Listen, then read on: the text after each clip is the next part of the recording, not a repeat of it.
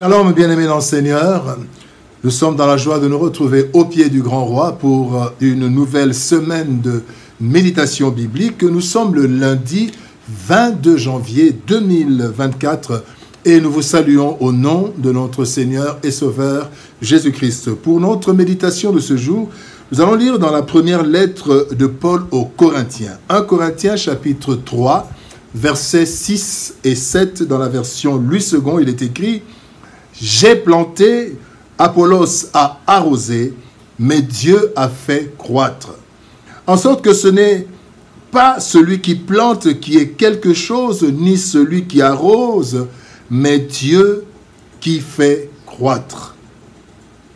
C'est Dieu qui fait croître. C'est Dieu qui fait croître, tel est le thème de notre méditation de ce lundi 22 janvier 2024. Bien-aimés dans le Seigneur, dans ce monde, chacun veut tirer gloire de ce qui marche, mais nier toute participation dans ce qui ne marche pas, et cela depuis le Jardin d'Éden. Un proverbe dit: la gloire a de nombreux pères, mais l'échec est orphelin. C'est au point que chacun réclame le succès d'une entreprise, et cela dans toutes les sphères de la société. Le texte de ce jour nous montre qu'en réalité, nous ne sommes tous que des instruments, des ouvriers, mais que c'est Dieu l'auteur de tout succès. C'est ce que chacun de nous devrait intégrer en lui afin de donner toute la gloire à Dieu et de se soumettre en toute humilité à celui qui fait croître. Trois leçons que nous voulons tirer ce jour. D'abord, parlons de ceux qui plantent. Luc chapitre 13, verset 6 nous dit, il dit aussi cette parabole: un homme avait un figuier planté dans sa vigne. Il vint y chercher du fruit et il n'en trouva point. Ceux qui plantent.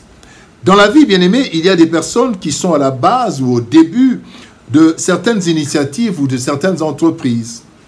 Ce sont ceux qui plantent. Et ils ont certaines caractéristiques parmi lesquelles il y a l'esprit d'initiative. Celui qui plante a cet esprit d'initiative. Il y a aussi l'opportunité qui s'est présentée. Il a su saisir l'opportunité. Troisième chose, c'est le courage d'entreprendre. Bien aimé, on peut avoir des opportunités, mais sans avoir le courage d'entreprendre. Mais aussi, il y a aussi la souffrance du départ. Ceux qui commencent une œuvre acceptent cette souffrance. D'ailleurs, la Bible dit, celui qui sème avec des pleurs. Quand on sème, quand on plante, il y a des pleurs. Cependant, malgré toute la sueur et le sacrifice du départ, nous ne devons jamais oublier que la fin d'une chose vaut mieux que son commencement.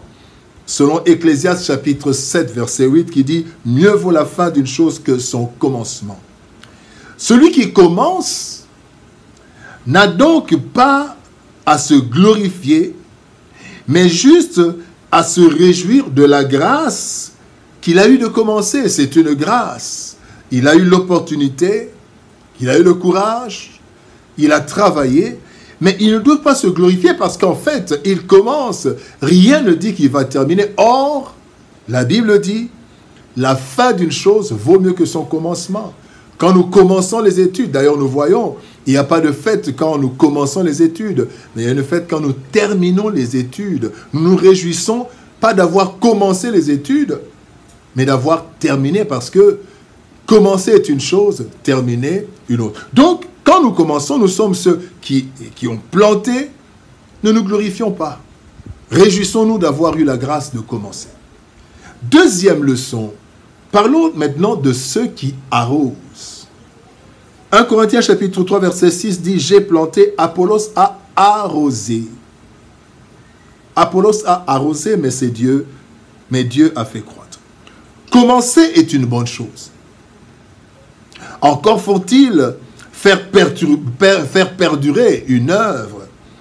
Et c'est là que plusieurs qui n'ont pas été au début ont eu la responsabilité d'arroser, d'entretenir, ainsi de maintenir ce qu'un autre avait commencé. Un autre a commencé, peut-être qu'il n'a pas, il est parti ou il est là, mais commencer c'est bien, mais arroser, il faut encore entretenir. Planter une fleur, c'est bien. Mais quand on n'arrose pas, cela ne va pas évoluer.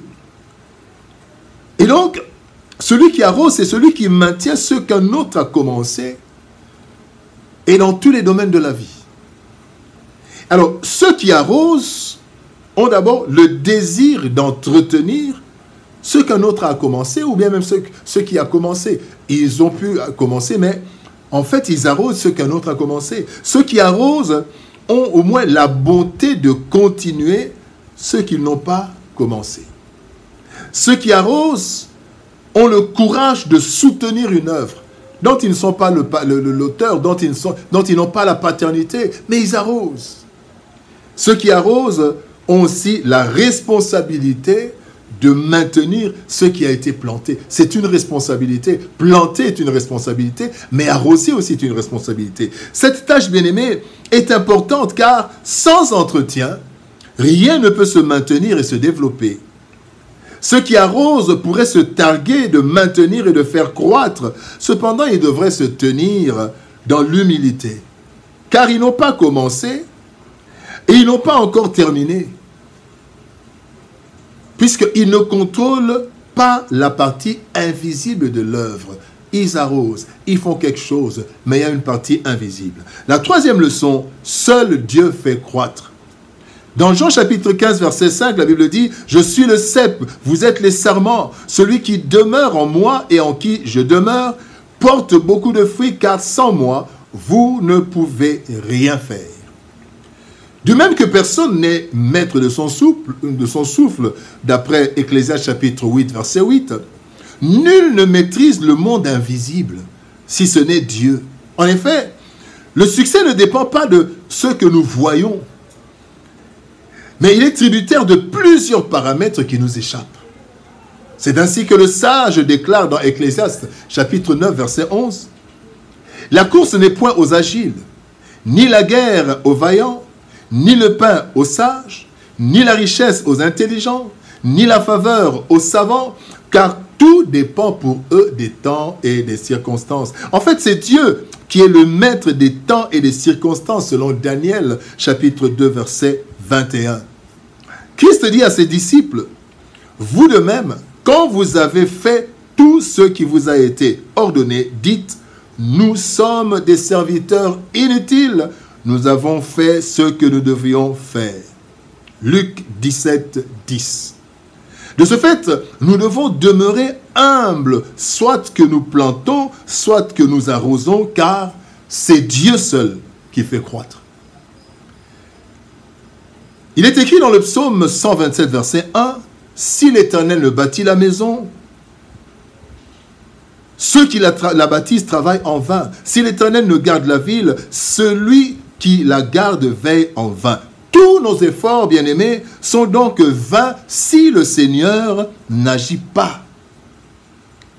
Il est donc clair que nous ne sommes que de simples ouvriers qui, chacun, fait modestement sa part. Mais tout le succès revient à Dieu qui fait croître et prospérer. Ainsi, bien-aimés, en toutes choses, nous devons nous revêtir d'humilité et rendre toute la gloire à Dieu, soit que nous plantons ou nous arrosons, sachant que seul Dieu fait croître. À lui donc toute la gloire. Prions. Éternel Père de gloire, Dieu Tout-Puissant, toi qui fais croître toutes choses, aide-nous, Seigneur. Certains d'entre nous plantent, d'autres arrosent. Et parfois, nous nous disputons, Seigneur de gloire, le succès. Mais tu nous dis, Seigneur de gloire, à ce jour, que ceux qui plantent et ceux qui arrosent sont égaux, mais c'est celui qui fait croître. C'est toi qui fais croître.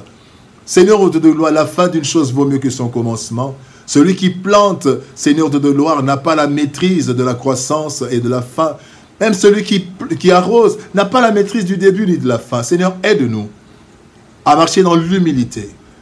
Et quoi que nous fassions, Seigneur, aide-nous à reconnaître que sans toi, nous ne pouvons rien faire et que le succès est de toi, vient de toi et nous devons te rendre toute gloire. Bénis ta parole éternelle et bénis ton peuple au nom de Jésus-Christ, notre Seigneur et Sauveur. Nous avons ainsi prié. Amen. Bien-aimés dans le Seigneur, nous rendons grâce au Seigneur pour cette semaine qui commence. Notre rendez-vous le 3 février 2024 de 16h à 19h à la cathédrale du Centenaire, salle paroissiale Monseigneur Marini. Et là, nous allons glorifier le Seigneur, nous allons louer le Seigneur, écouter les témoignages par rapport aux méditations au pied du grand roi et nous allons partager des moments fraternels. Que Dieu nous bénisse, shalom, au revoir et par la grâce de Dieu, nous nous retrouvons demain pour une autre méditation. Bon début de semaine, shalom, au revoir et à demain.